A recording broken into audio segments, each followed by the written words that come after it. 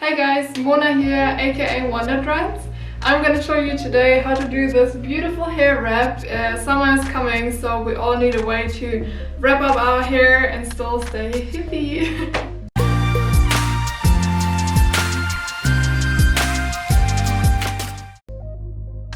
So I start by putting all of my hair up in a bun.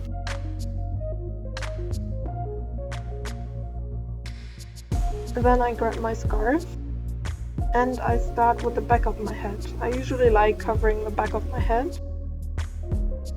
If you have bangs and you want to keep them out of your face, you can tuck them underneath the scarf or just leave your bangs out. Both look super cute.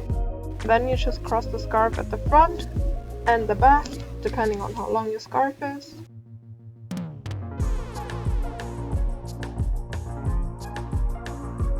And I usually like to get out some of my baby hair at the front just to make it look a little bit messy.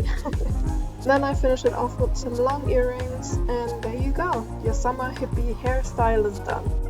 I don't want to be pushy, but if you like this quick tutorial and you're interested in more dreadlock topics, feel free to subscribe or follow me on my other social media accounts to stay updated.